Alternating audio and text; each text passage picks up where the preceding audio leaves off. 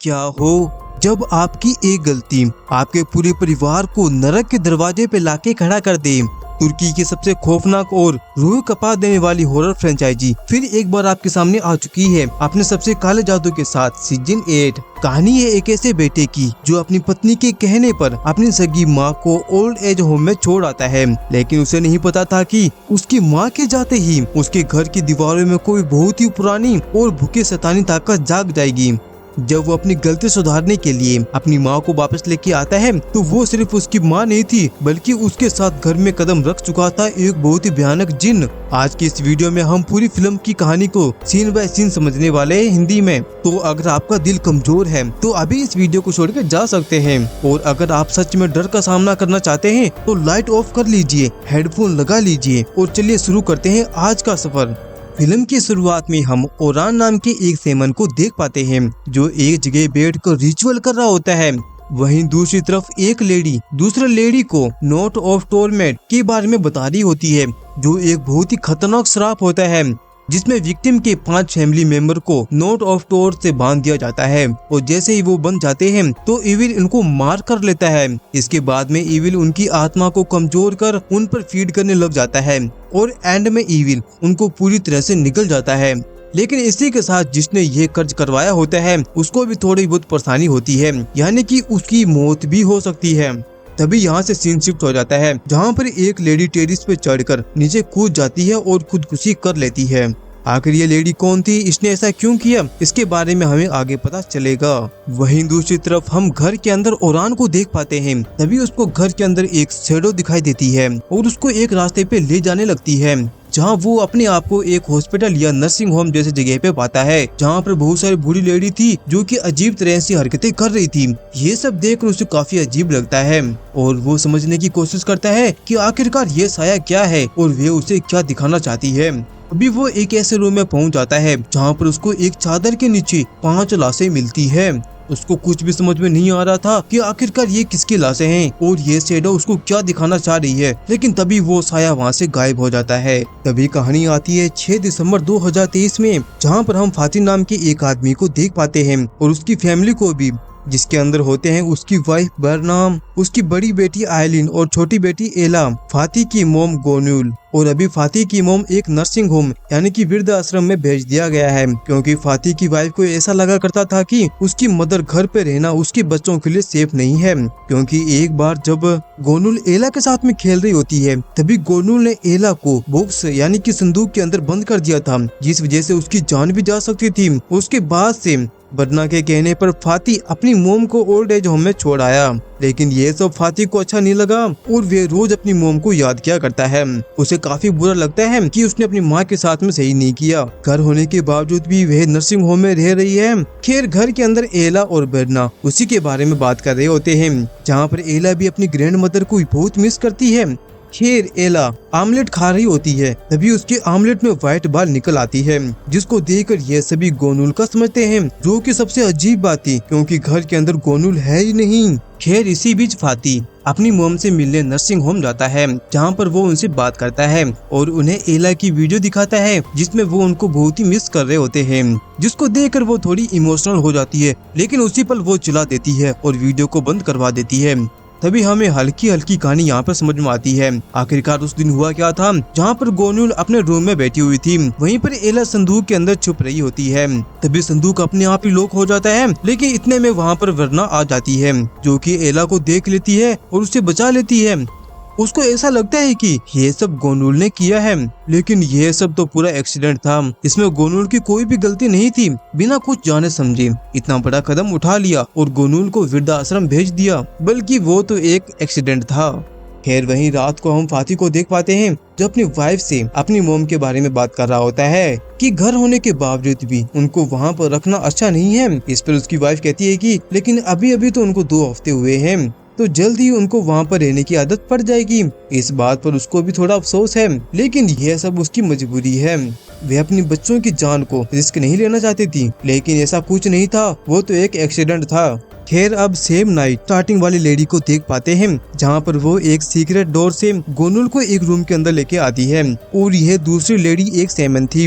वो अपने ritual start कर देती है। वो गोनुल के 5 उंगलियों पर बालों से नोट बांध देती है और उसकी फैमिली वालों को मार कर लेती है। मतलब कि गोनुल के मन में उन सब के प्रति नफरत सी पैदा हो गई है। यहाँ पर हमें कर्ज की एक झलक भी दिखाई देती है, उनके ओल्ड रूप तड़पते हुए। वहीं घर के अंदर जब फाती की आंख खुलती है तभी उसको एक अजीब सी आवाज सुनाई देती है, जिसका पीछा करते हुए वे गोनुल के रूम में आ जाता है, जहाँ पर उसे इविल रूप के अंदर एला दिखाई देती है। उसके बगल में बैठी होती है उसकी माँ गोनुल, जो कि उसको बता रही होती है कि उसने उसके साथ में अच्छा नहीं किया, उसने उसको उसी के घर से बाहर निकाल दिया। यह सारी बात सुन और देखकर फाती डरने लगता है और तभी वहाँ पर वरना आ जाती है, जो कि उसे संभालती है। जब वो होश में आता है लेकिन वहाँ पर कुछ भी नहीं था। वहीं पर हम आइलिन को देख पाते हैं, उसे मर्थ जगाता है क्योंकि वो लिविंग रूम के अंदर ही सो गई थी। इसके बाद वो वॉशरूम जाती है। यहाँ पर वो अपनी बैग में कुछ घावों को देखती है, जिसे देखकर वे काफी डर जाती है और परेशान हो जाती है। उसकी आवाज सुनकर मर्थ आ जाता है, लेकिन तभी अचानक वो इविल होकर उसके ऊपर हमला करने लग जाता है। लेकिन तभी उसको होश आता है तो मर्थ बिल्कुल सही था और उसकी बैग भी सही थी, कोई घाव वगैरह नहीं था। खैर वहीं पर हम ओरान को देख पाते हैं, जो कि अपने विजन के बारे में सोच रहा होता है कि वो शैडो उसको क्या दिखाना चाह रही है, क्या बताने की कोशिश कर रही है, आखिरकार वहाँ पर क्या चल रहा है। वह अपने आप को नर्सिंग होम के अंदर पाता है, जहाँ पर एक रूम के अंदर 5 सड़ी हुई लाशें पड़ी हुई थी और उनके बीच में उसकी मास्टर की लाश थी और उनकी लाश को नर्सिंग होम के पेशेंट परेशान कर रहे थे, जिसके चलते अगले दिन ओरान अपने मास्टर से मिलने नर्सिंग होम जाता है। वो अपने मास्टर से मिलता है और उनके लिए दुआ करता है और ये वही नर्सिंग होम होता है जो कि उसने अपने विजन के अंदर देखी थी और वह भयानक रिचुअल यहीं पर हुआ था। वो अपने विजन में यहाँ के पेशेंट को देखा था, तो वो गोनुल को जैसे ही देखता है उसे याद आ जाता है, क्योंकि उसने अपने विजन के अंदर गोनुल को ऑलरेडी देख चुका है। असल में गोनुल का बेटा फाती आज अपनी माँ को लेने के लिए यहाँ पर आने वाला है। यहाँ पर ओरान अपने मास्टर के लिए थोड़ा परेशान सा था। खैर तभी ओरान को अपने मास्टर की एक बात याद आ जाती है कि उनको डार्कनेस को समझने के लिए कभी कभी अपनी पावर को छोड़कर डार्कनेस के सामने सरेंडर करना पड़ता है। खैर वहीं घर के अंदर हम फाती की वाइफ वेरना को देख पाते हैं, जो अपनी सास का रूम तैयार कर रही होती है, जहाँ पर वे उसी संदूक को लॉक कर देती है, लेकिन वो संदूक अपने आप ही खुल जाती है। इसलिए वेरना उस संदूक को लेकर बेसमेंट के अंदर रख देती है, लेकिन तभी उसको गोनुल और इला का इविल रूप हॉन्ट करने लग जाती है, जिससे वो बहुत ही ज्यादा डर जाती है। लेकिन तभी वहाँ पर इला आकर अपनी मोम को संभालती है। खैर इसी बीच फाती को हम ऑफिस के अंदर देख पाते हैं, जिसको आइलिन दिखाई देती है, जो कि जेरा नाम की एक लेडी के साथ में बैठी हुई थी। जेरा उसे कहती है कि फाती ने उसे धोखा दिया, उसने दूसरी लड़की के साथ में शादी कर ली, मतलब कि वरना से उसको जैसा धोखा मिला वैसे धोखा उसे बेटी को मिलेगा, यानी कि आइलिन को। इस चीज से फाती बहुत ज्यादा डर जाता है। तभी वो होश में आता है, मतलब कि ये सारी चीजें कर्ज की वजह से हो रही थी, जो कि इविल उसको दिखा रहा था।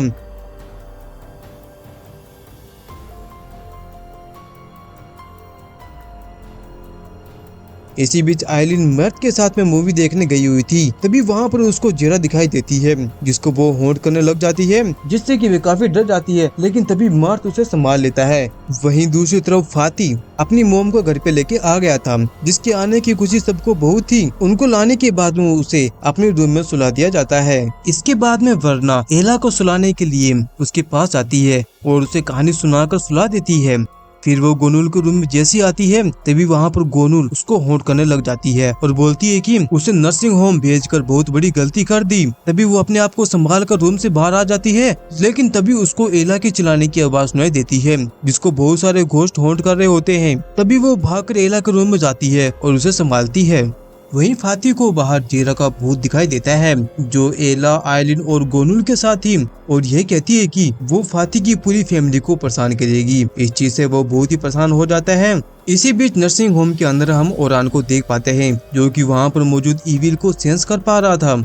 वहीं आइलिन अपने घर पर होती है, जो कि अपने फादर फाती और उसके बीच में हुई बहस को याद कर रही थी। जब वो मार्थ के साथ में सेटल होने वाली थी, उसका प्लान कर चुकी थी, लेकिन फाती उसके खिलाफ था। इस चक्कर में उन दोनों की बहसबाजी शुरू हो गई, झगड़ा हो गया। लेकिन तभी उसको मर्थ का इविल रूप हॉन्ट करने लग जाता है, लेकिन वो अपने आप को संभाल लेती है। खैर अगली सुबह मर्थ काम से बाहर गया हुआ था। तभी आइलिन को एक बग का विजन आता है, जो उसको ड्रॉर तक ले जाती है, जिसके अंदर स्केच बुक होती है, जिसके अंदर अलग अलग लड़कियों की ड्राइंग वगैरह की हुई थी। मतलब कि उसका हस्बैंड मर्द आइलिन को धोखा दे रहा था। वो बहुत सारे लड़कियों के साथ में संबंध बना चुका है। ये सब देखकर उसे बहुत ही गुस्सा आता है और यही सेम चीज जरा ने भी बताई थी कि उसको धोखा मिलेगा।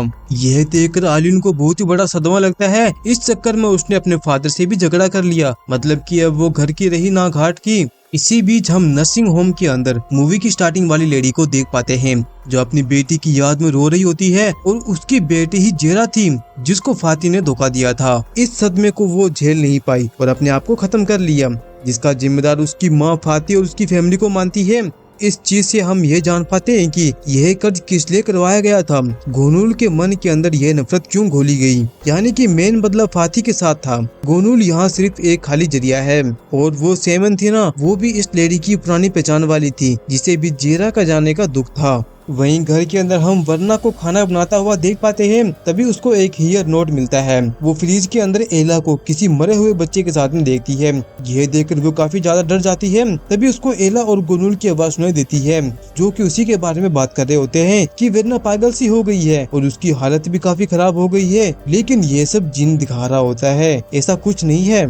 वही मार्थ शाम को जब घर पे आता है, आइलिन उसी की स्केच लेके बैठी हुई थी। उसको देखकर वो पूछता है कि क्या यह ड्राइंग तुमने की। यह सब सुनकर उसका गुस्सा फूट जाता है। आइलिन को वो इविल लगता है, लेकिन ऐसा कुछ भी नहीं था, वो नॉर्मल था। तभी आइलिन उसको स्टेप कर जान से मार डालती है और तब जाकर उसको याद आता है कि वो बेहोशी की हालत में उसने वो ड्राइंग बनाई थी, मतलब कि मार्थ ने उसको कभी भी धोखा नहीं दिया। और ये सब चीज जो भी हो रही थी ये सब कर्ज का असर था और ये सब जिन करवा रहे थे। वहीं घर के अंदर वरना फाती से बात करने के लिए आती है, लेकिन तभी फाती की बेटी आइलिन का मैसेज आ जाता है, इसलिए उसे पढ़कर उसके पास में चला जाता है। वहीं दूसरी तरफ हम नर्सिंग होम के अंदर ओरान को देख पाते हैं जो अपने मास्टर के जरिए इविल का पता लगाने की कोशिश करता है। तब जाकर उसे पता चलता है कि यह इविल असल में गोनुल है और गोनुल से शुरुआत हुई है। वहीं घर के अंदर वेरना गोनुल के पास में जाती है। तब जाकर यहाँ पर गोनुल उसे सच्चाई बताती है। तो फाती की मंगेतर थी जेरा जो उसको बहुत ही प्यार किया करती थी, लेकिन फाती ने उसको धोखा दिया और दूसरी लड़कियों के साथ में इंटीमेट होता रहता था, जिससे कि उसको एक बीमारी मिली और वह बीमारी जेरा को भी मिल गई, जिससे कि वह बहुत दुखी थी। लेकिन वह खुद तो इस बीमारी से रिकवर हो गया, लेकिन उसकी वाइफ नहीं हो पाई, जो कि बहुत दुखी थी कि वह अब कभी भी माँ नहीं बन सकती। यह बात वो बताना चाहती थी, लेकिन फाती उसे छोड़कर किसी और लड़की के साथ में शादी कर ली और वह लड़की कोई और नहीं बल्कि वेरना थी। और इसी धोखे को वो झेल नहीं पाई तो उसने एक लेटर लिखा और खुदकुशी कर ली। जो मूवी की स्टार्टिंग में हमने लेडी को देखा था जो कि टेरेस पे चढ़ के नीचे कूद गई थी, वह कोई और नहीं बल्कि जेरा थी। यहाँ गोनुल यह भी बताती है कि फाती बहुत ही गलत इंसान है, उसने वरना को भी धोखा दिया है, चीट किया है, जब तो उसको मर्द अपने जैसा लगा करता था। खैर अब वो ये भी कहती है कि जेरा की मोम को ये सब कुछ पता था, लेकिन वे कुछ नहीं कर पाई। लेकिन जब गोनुल नर्सिंग होम पहुंची तब उसे एक मौका मिल गया अपनी बेटी से बदला लेने के लिए और उसने ये सब कर दिया।